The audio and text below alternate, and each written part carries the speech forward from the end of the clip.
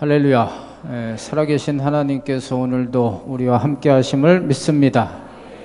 우리 옆에 분들에게 축복하겠어요. 추석 명절 하나님께 앞에서 잘 지냅시다 이렇게 인사하겠어요.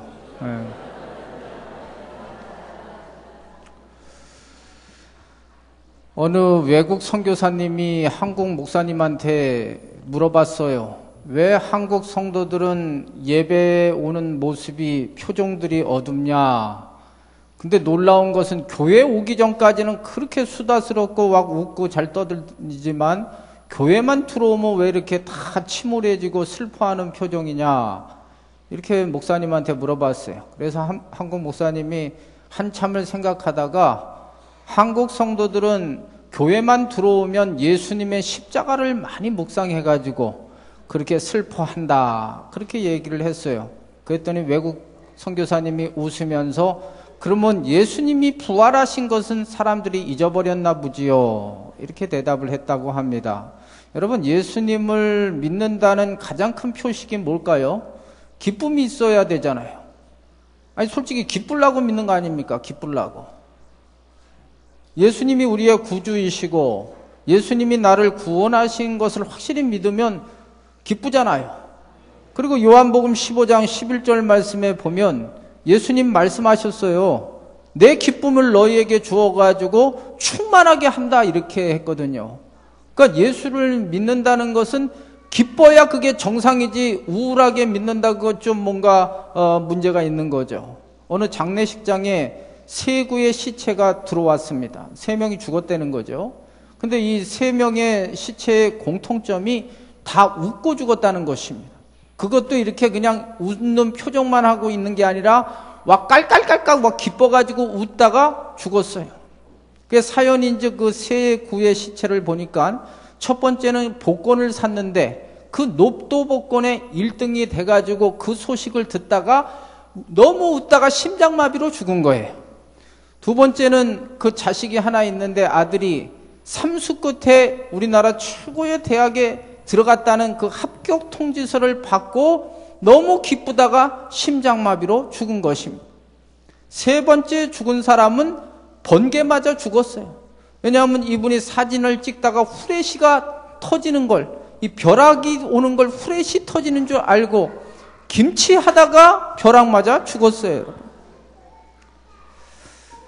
좀 우스갯소리지만요. 우리가 죽을 때까지 예수를 믿었다는 것은 기쁘게 살다가 안 기뻐. 기쁘게 살다가 가야 돼요.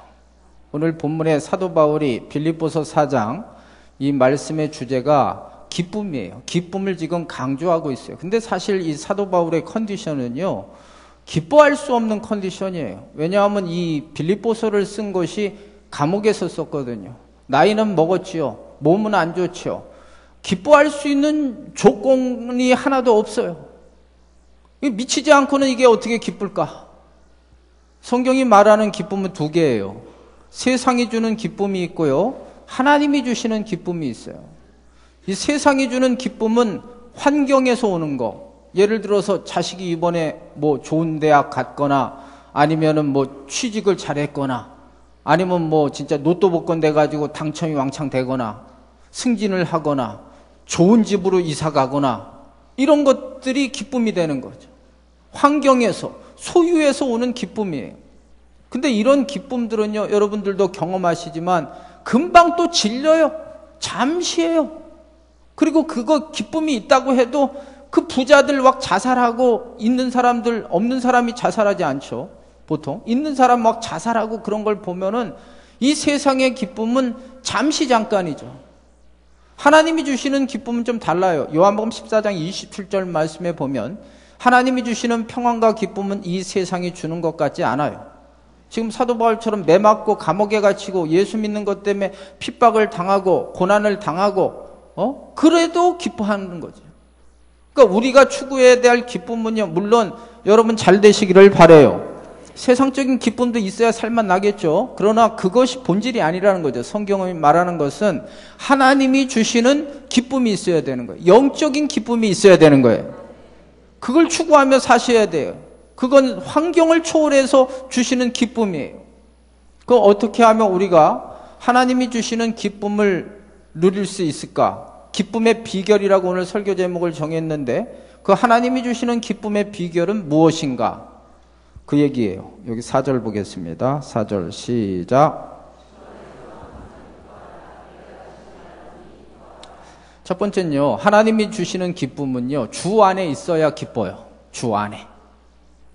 그 러시아의 문호 톨스토이는 태어날 때부터 귀족의 아들로 태어났습니다. 그리고 백작 칭호를 받았어요. 어린 시절부터 부모에게 교육받은 것은 너는 하나님을 믿는 기독교인이다. 주일은 잘 가라. 11조도 똑바로 해라. 하나님이 주시는 말씀에 익숙합니다. 근데 예수를 믿는 게요, 기쁨이 없는 거예요. 교회를 가도 기쁘지 않고요. 중요한 것은 이제 구원의 기쁨도 없어요. 그 나이가 들어가지고 중년기에 들어서니까 더 재미없는 거예요. 교회 오는 게 권태스럽고. 이게 와가지고 좋아야 되는데 찬송도 재미도 없고 기도도 재미없고 다 재미가 없는 거예요. 그 주변에 자기와 같은 이제 귀족 출신들을 보니까 이 사람들도 교양미는 있고 사회적 지위가 있으니까 좀 있는 것 같은데 다 그 포장지를 뜯어놓고 보니까 전혀 기쁨의 생활이 아니더라는 거죠. 반면에 그들이 우습게 여기고 착취의 대상인 농노들을 보니까 이 사람들은 그 어려운 환경 속에서도 가난 속에서도 기쁨의 표정이 있고 기뻐하더라는 거죠. 아니 똑같이 교회를 다니고 하나님을 믿는데 이 귀족들은 이 모양이고 왜 저 농노들은 저렇게 기뻐할 수 있을까? 뭐가 차이가 날까? 그래서 연구를 해봤어요. 그랬더니 이 농노들은 진짜 예수님을 믿는 그 믿음이 있더라는 거죠. 건성으로 믿는 게 아니라는 거예요. 모든 것들을 믿음으로 하고 삶 속에서도 믿음으로 살고 예수님 한 분만으로 만족하는 그런 삶이 되더라는 거예요. 믿음이 있으니까 그 속에 기쁨이 있다는 거죠. 그래서 이 톨스토이가 이것을 발견한 후에 그도 정말 하나님을 알고자 하고 믿음의 깊이를 알고자 할 때 그도 누리던 그 농노들이 누리던 기쁨을 누렸다는 일화가 있어요. 영국 선교사인 허드슨 테일러가 중국 오지에 선교를 가게 됐습니다. 처음에 열심히 했는데 열심히 할수록 사역은 무너지고 건강도 다 잃어버렸어요. 그게 다 지쳐가지고 번아웃된 상태에서 어느 날 그 여동생이 허드슨 테일러에게 편지를 보냈어요. 그 말씀은 요한복음 15장을 근거한 말씀이에요. 그 요한복음 15장에는요, 예수님은 포도나무고 우리는 가지거든요. 그러면서 그 얘기를 하면서 오빠는 포도나무가 아니야. 오빠는 가지야. 가지에 할 일은 포도나무에 붙어 있으면 절로 가시를 맺어. 오빠, 주님 안에 있으려고 노력해.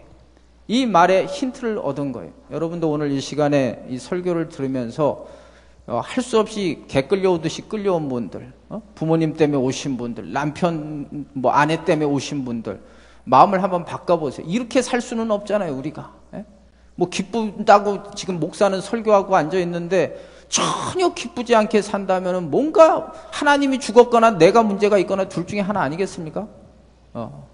이 허드슨 테일러가 그 다음은 그 말씀에 순종해서 자기가 뭘 하려고 한 것이 아니라 붙어있려고 노력하니까 절로 열매가 맺혀지고 그 사역의 기쁨을 다시 회복했다는 일화입니다. 그럼 주님 안에 있다는 게 뭘까 도대체? 첫째는요, 말씀이 있는 거예요. 주님 안에 있다는 것은. 요한복음 15장 7절 말씀에 보면 내 말이 너희 안에 거하면 이란 말씀이에요. 그러니까 주님 안에 있다는 것은 구체적으로 설명하면 하나님의 말씀이 내 속에 있는 거예요. 이 말씀에는요, 놀라운 능력이 있어요. 시편 19편 7절 8절에 보면 하나님 말씀이 있으면요, 우리 마음에 기쁨을 주신다고 말씀해요. 누가복음 24장에 보면 예수님이 십자가에서 돌아가시니까 자기 기대가 다 무너지니까 그 2명의 제자들이 자기의 고향인 엠마오로 갑니다. 시리에 빠져가지고 여태까지 개 꿈꾸다가 이제 우리는 끝났다 하고 다 고향으로 갈 때 예수님 만나게 되고 예수님이 말씀을 풀어주니까 그 마음이 다시 뜨거워져 가지고 기쁨으로 그 사역을 감당하는 장면이 나와요. 말씀이 있으셔야 기쁨이 있어요, 여러분. 열왕기상 19장에 보면요, 엘리야가 지쳐 넘어져 있을 때 하나님께서 그를 어디로 인도하십니까? 하나님의 산 호렙으로 인도하셔서 나타납니다. 하나님의 역사를 막 보여주는데요, 처음에는 바람이, 강한 바람이 불고요, 지진이 막 일어나고요, 불이 나고요. 그러나 이 엘리야가 어디서 소망을 얻었냐 하면 그 후에 세미한 하나님의 음성을 듣고 다시 회복되고 기쁨을 회복하는 거예요. 그래서 말씀이 중요한 거예요. 이 시간이 엄청나게 중요한 시간이에요. 이 말씀을 통해서 다시 여러분 기쁨이 회복되시기를 바랍니다. 우리는 언제나 하나님 말씀 앞에 이런 자세를 가져야 돼. 시편 1편 2절에 보면 하나님 말씀을 즐거워하고 주야로 묵상해야 돼. 그냥 이 자리에서 설교 땡 듣고 돌아가면 그건 아무 효과가 없어요. 집에 가셔서도 말씀을 묵상하시고, 그리고 설교를 들을 때 데살로니가전서 2장 13절 말씀대로 사람의 말로 듣지 말고 하나님의 말씀으로 들어야지만 여러분 속에서 역사가 일어나요, 여러분. 그리고 고린도후서 1장 20절 말씀에 하나님의 말씀은 얼마든지 이해가 되니 긍정적으로 들으라는 거예요. 아멘하여 하나님께 영광을 돌려라. 여러분, 이 시간에 다시 말씀이 들리고 말씀을 묵상하심으로 회복되시기를 바라요. 또 주님 안에 있다는 건요, 기도예요, 기도. 우리 예수님이요, 제자들에게 기도를 엄청 강조하셨습니다. 기도를 한마디로 표현하면 뭘까? 기도는요, 호흡입니다. 숨 쉬는 거잖아요. 숨 안 쉬면 죽어요. 기도는요, 선택이 아니라 필수예요. 예수님의 제자들이 그렇게 예수님이 기도를 강조했지만 기도 안 했잖아요. 그랬더니 모든 사역은 귀찮아지고요, 기쁨도 없어지고요, 두려움이 몰려왔어요. 그런 제자들이 다시 회복된 비결이 무엇입니까? 사도행전 1장 14절에 마가의 다락방에 모여서 그들이 오로지 다른 짓 하지 않고 오로지 기도하기에 힘쓴 후부터, 기도가 회복된 후부터 그들의 사역도 그렇고 기쁨도 있고요, 두려움과 그러한 모든 것들로부터 해방되는 장면이 사도행전에 나오는 말씀이에요. 여러분 체크하세요. 주님 안에 있다는 것은 지금도 기도하고 있는 거, 호흡이 있는 거예요. 숨 쉬는 거예요. 숨 안 쉬면 죽어요. 오늘 여기에 모이신 분들 기도가 다시 살아나가지고요, 기쁨이 있기를 바랍니다. 또 한 가지는 주 안에 있다는 것은 찬송하는 거예요. 이 찬송을 우습게 보시면 안 돼. 찬송.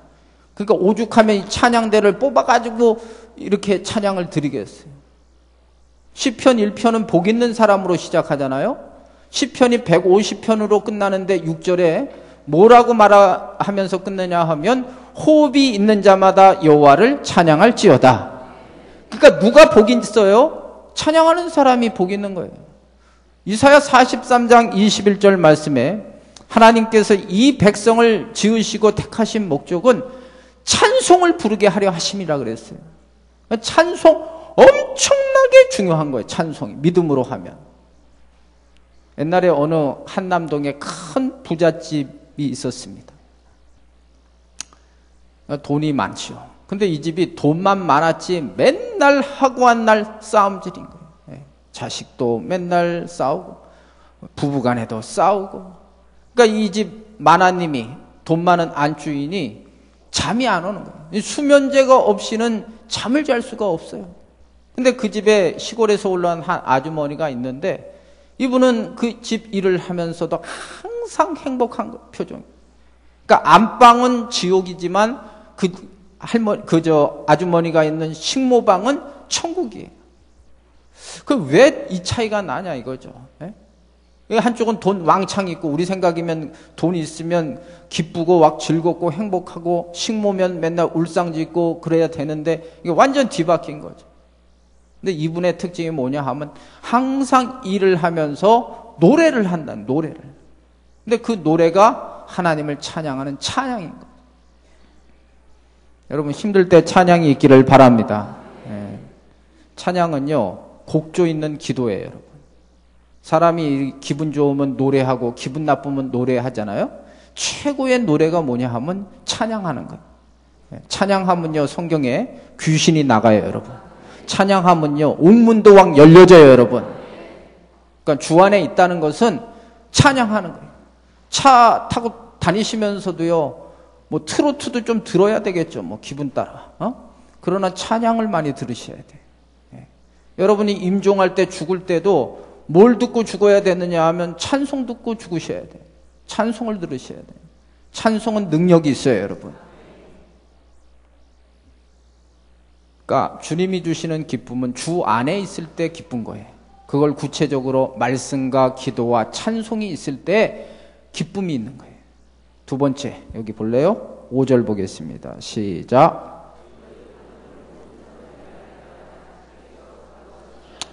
두 번째, 주님이 주시는 기쁨이 있으려면요, 관용하래요, 관용. 이 관용이 무슨 말인가? 제일 쉽게 표현하면요, 이 한자가 좋아요, 한자가. 관자가 너그러울 관자를 쓰고요, 용자가 무슨 용자야? 예? 얼굴 용자를 쓰고. 그러니까 너그러운 얼굴을 하는 게 관용이에요. 그럼 누구한테 너그러운 얼굴을 해야 될까? 우리 옆에 분들에게 뭐 한번 해겠어요. 옆에 분들에게 당신에게입니다 하고 시작. 예. 옆에 분들 인상 쓰지 말고. 좀 아까 주 안에서라는 것은 우리가 하나님께 대한 면이 강한데, 관용하라는 것은 이웃 사람들에게 대한 거예요. 여러분 잘 생각해 보세요. 관계가 좋아야 기쁜 거예요. 좀 아까 그 한남동 그 얘기했지만, 아무리 돈이 많으면 뭐예요? 싸움질하면 아무 소용이 없죠. 관계가 안 좋으면 소용이 없어요. 좋은 아파트 살아도 부부가 관계가 좋아야지 그것도 다 누리는 거지. 집은 좋은데 맨날 싸움질한다 부부가. 관계가 안 좋으면 기쁨이 없잖아요. 교회 다니는 맛도 그렇잖아요. 어떤 분은 그냥 하나님만 잘 믿으면 되지. 아니에요, 여러분. 십자가가 하나님과 있는 이 수직적 관계지만 수평적으로는 사람과의 관계가 좋아야 교회도 다닐만 나잖아요. 예를 들어 저랑 목사랑 여러분들이 관계가 안 좋다, 교회 다닐만 납니까? 안 나잖아요. 성도들끼리 관계가 좋아야지 교회 다닐만 나잖아요. 기쁨이 있잖아요. 그러려면 어떻게 해야 돼? 너그러운 얼굴을 하라는 거예요. 관계가 좋으려면. 웃는 얼굴에 뭐라 그러죠? 침 못 뱉는 거예요, 여러분. 웃는 인간한테 어떻게 침을 뱉어? 혹시 생각을 바꾸세요? 우리 교회는 사랑이 없어. 지가 사랑이 없는 거야, 제가 뭐. 지가 웃어야지. 누가 웃어? 누가 웃게? 자기가 웃어줘야지. 그래서 마태복음 7장 12절에 기독교 황금률 아니에요? 황금률이라는 건 이것처럼 중요한 게 없다는 거죠. 남에게 대접을 받고자 하는 대로 먼저 너가 대접하라는 거죠. 먼저 웃으라는 거죠. 먼저 웃으라. 남들이 와가지고 얘기하기 전에 네가 먼저 가가지고 웃고 즐거워하라는 거예요. 아멘입니까? 네. 관용하지 않으면 어떻게 되나? 어느 연못에 그 곤충들이 살았어요. 개구리도 살고 우렁이도 살고 소금쟁이도 살고 그런 것들이 살고 있었어요. 거기 대빵은 개구리였어요. 그러다 어느 날 이 개구리가 어디를 잠깐 갔다 오면서 세컨 두 번째인 물방개한테 야, 이 연못 좀 잘 관리해라. 그렇게 얘기를 하고 떠났어요. 근데 이 물방개가 딱 보니까 지가 마음에 안 드는 소금쟁이가 있어요. 기회는 이때다 하고 소금쟁이를 제거했어요. 그 다음 또 보니까 저 우렁이도 꼴보기 싫어. 그래, 우렁이도 꼴보기 싫어. 그러니까 하나하나 다 꼴보기 싫어가지고 다 죽여버렸어. 나중에 개구리가 딱 오니까 그렇게 유쾌하고 북적북적하던 연못이 늪처럼 조용해진 거예요. 그 물방개를 불러가지고 어떻게 됐냐 그랬더니 싫어하는 놈 다 죽였더니 지금 조용해졌다고. 갈라디아서 5장 15절에 보면 물고 뜯으면 피차다 멸망해버리는 거예요. 그러니까 하나님이 만드신 이 세계는요, 지 혼자 살라고 만들어 놓은 게 아니거든요. 근데 말이 쉽게 관용하는 거지, 잘하는 사람, 그렇잖아요. 여러분도 잘하는 사람한테는 좋은 얼굴 해요. 웃는 얼굴 해요. 근데 저놈의 새끼가 아주 인상 쓰고 맨날 날 괴롭힌다. 근데 어떻게 관용하냐 이거죠. 이렇게 질문할 수 있어요, 여러분. 충분히. 나한테 잘하는 사람이야 오케이야. 그죠? 그러나 인상 쓰는 인간한테 어떻게 잘하냐? 그런 생각 하시잖아요. 그래서 오늘 이 5절 뒷부분에 요 말이 붙어 있는 거예요. 뭐라고 붙어 있나 하면 제가 다시 읽어 드릴게요. 모든 사람에게 알가야라 주께서 뭐 하시니라? 가까우시니라. 주께서 가까우시다는 것은 예수님의 재림을 말하는 거예요. 예수님의 재림과 함께 이 세상은 종말이에요. 끝이 와요. 저와 여러분은 두 가지 종말을 볼 수 있어요. 예수님이 다시 와서 이 세상이 끝나는 종말을 볼 수도 있고, 아니면 개인적 종말을 볼 수 있어요. 이건 개인적 종말은 죽는 거예요. 죽는 날 생각하라는 거예요. 죽는 날. 사람이 죽을 때요, 좀 더 돈을 많이 벌었으면, 좀 더 올라갔으면, 좀 더 권력을 가졌으면, 그런 사람 하나도 없어요. 죽을 때는요, 그 마음속에 이제 다 풀기를 원하는 거예요. 그러니까 지금부터 어차피 인생은 죽잖아요. 주님이 오시든지 세상 끝이 나거든요. 그 생각하고 이렇게 관용하라는 거예요. 좀 못마땅한 인간들한테도 이렇게 관용하라, 이런 말씀이에요. 히브리서 9장 27절에 보면 한 번 죽는 것은 사람에게 정하신 것이고 그 후에는 심판이 있다 그랬거든요. 저와 여러분이 나중에 다 주님 앞에 서게 될 줄로 믿어요, 여러분. 그게 마태복음 25장에 심판대 앞에 섰을 때 주님이 두 종류로 분류를 하세요. 앞으로 이제 여러분들이 일어날 일이에요, 이게. 한쪽은 양 쪽으로, 한쪽은 염소 쪽으로. 양은 하나님이 예비하신 천국 가는 거고요. 염소는 지옥불 가는 거예요. 그 성경에 보니까. 그러면서 주님이 말해요, 양쪽 애한테. 너희들이 나한테 헐벗고 굶주리고 매 맞고 힘들 때 이렇게 나한테 해줘서 고맙다. 그랬더니 양들이 하는 얘기가, 언제 우리가 주님 앞에 주님을 도와드렸습니까? 그랬더니 주님이 하시는 말씀이, 이 세상에서 지극히 작은 자에게 한 것이 나에게 한 것이다. 그러니까 예수님이 딱 있다면 누가 예수님한테 최고의 서비스를 안 하겠어요? 예수님이 말씀하신 것은 웃기게 보는 거, 우습게 생각하는, 그 사람한테 한 것이 나한테 한 것이다 그랬어요. 염소는 반대 얘기를 하는 거예요. 야고보서 2장 13절 말씀에 긍휼이 없는 자는 긍휼이 없는 심판을 받게 된다는 것입니다. 여러분 마음의 시간, 삶의 태도를 바꾸셔서 관용의 얼굴이 되시기를 바라요, 여러분. 남이 먼저 하기를 원하지 말고 내가 먼저 하셔야 되는 거예요. 그대로 살 뿐만 한번 아멘 하세요. 세 번째로, 우리가 주님이 주시는 기쁨이 있으려면요, 이래야 돼요. 6절, 7절 보겠습니다. 시작.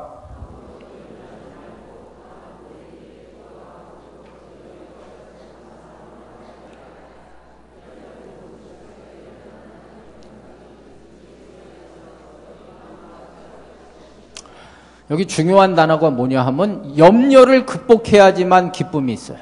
염려를 극복하셔야 돼요. 염려를. 어느 외로운 여인이 너무 외로워가지고 애완동물 센터에 가가지고 그 자기랑 맞는 동물 하나를 데리고 왔어요. 그게 이제 앵무새예요. 홀로 외로우니까 이제 앵무새랑 말을 할 걸 생각해가지고 앵무새를 데리고 왔는데, 이 앵무새가 말을 안 하는 거예요. 그러면 앵무새는 말을 해야지 이게 정상인데 말이 없어요. 그래서 승질이 나가지고 그 동물병원에다가 전화를 해서 얘가 이렇게 말이 없는데 어떻게 해야 되느냐. 그랬더니 그 주인이, 그 동물병원 주인이 하는 얘기가 거울을 하나 달아줘. 얘가 거울을 달아주면 분명히 기뻐가지고 이야기할 것이다. 거울을 딱 달아줬는데도 전혀 말이 없어요. 그래서 다시 전화를 했더니 이번에는 얘가 운동이 부족한 것 같다고.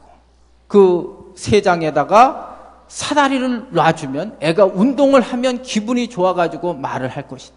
운동을 시켜도 말이 없는 거예요. 어떻게 또 전화를 해가지고 말했더니 이번에는 얘가 그네 타는 것을 좋아하니까 그네를 달아주면 분명히 얘기할 거예요. 그 그네를 달아줬는데도 얘기를 안 하더니만 이 앵무새가 죽어버렸어요. 화가 나가지고 찾아가가지고, 아니 분명히 이 말을 한다고 하는데 애가 한 번도 말을 안 하고 이렇게 죽었지 않냐 이렇게 말했더니 그 주인이 하는 얘기가 분명히 한마디는 하고 죽었을 것이다. 무슨 말은 분명히 했으니까 잘 기억해봐라. 그랬더니 가만 이 여인이 기억을 하며 생각하니까 한마디 하고 죽었어요. 뭐라고 했는지 아세요? 에? 뭐라 그랬게? 밥을 줘야 말할 기운이 나지. 이러면서 죽었대. 그러니까 염려를 하면요, 본질을 잃어버리는 거예요. 본질을. 염려를 하면 기쁨이 없어지는 거예요. 염려에 사로잡히면요, 잠언서 17장 22절 말씀에 뼈가 말라버리는 거예요. 염려하게 되면 건강도 잃고요, 영적인 건강도 잃고 다 잃어버리는 거예요. 그럼 어떻게 이 염려를 극복할 수 있는가? 여기 6절 말씀에 염려 대신 기도하라는 거예요. 염려 대신 기도하라. 이해가 되십니까, 여러분? 네. 염려할 시간에 기도하시래요. 예를 들어서 그 사무엘상 1장에 보면 한나라는 여인이 애가 없어가지고 맨날 그 세컨드 분인나한테 괴롭힘을 당하잖아요. 머리 끄댕이 잡고 싸우지 않았어요. 성경에 보니까. 어떻게 합니까? 하나님 앞에 나와가지고 기도하는 거예요. 그러니까 엘리 제사장이 딱 보니까 술 취한 것처럼 와 기도하는 거예요. 근데 기도했더니요, 하나님께서 그 염려거리를요 해결해 주시잖아요. 아이가 나오잖아요. 기도하면 염려를 극복하는 거예요. 창세기 32장에 보면 야곱이 형 에서가 죽이려고 400명을 데리고 오니까 자기 딴에는 별짓다 하면서 방법을 연구하지만 마지막 택한 방법이 하나님 앞에 기도하잖아요. 간절히 기도했더니 하나님이 그 에서의 마음을 싹 눈녹게 하셔서 동생을 사랑하는 마음으로 그 문제를 다시 기쁨으로 회복하시지 않습니까? 오늘 이 자리에 오신 분들 다 염려거리가 있다면 지혜롭게 오늘 성경적인 방법으로 기도하시기를 바랍니다. 근데 기도를 할 때 꼭 주의할 게 있어요. 감사하면서 기도하시오. 감사하면서.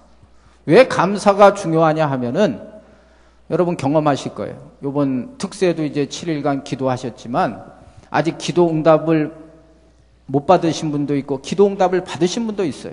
근데 기도가 끝까지 가려면요, 이 마음을 잘 지키는 게 중요한 거예요. 그 마음을 지키는 게 감사해야지 그 기도가 끝까지 가지요. 감사가 없으면요, 기도하다가 포기가 되는 거예요. 왜냐하면요, 마귀가 기도하는 걸 되게 싫어해요. 그래서 여러분 마음에 자꾸만 부정적인 생각 넣고 나쁜 생각 넣고 이거 기도한다고 이 짓 한다고 기도 응답이 되겠어? 이런 마음을 줘요. 그 모든 것을 이겨나가면서 끝까지 기도할 수 있는 방법은 마음에 감사하는 거예요. 감사하면서 나가면요, 반드시 살아계신 하나님께서 여러분 기도에 응답하여 주실 줄로 믿습니다. 네 번째, 마지막으로는요, 좋은 생각을 하셔야 돼요.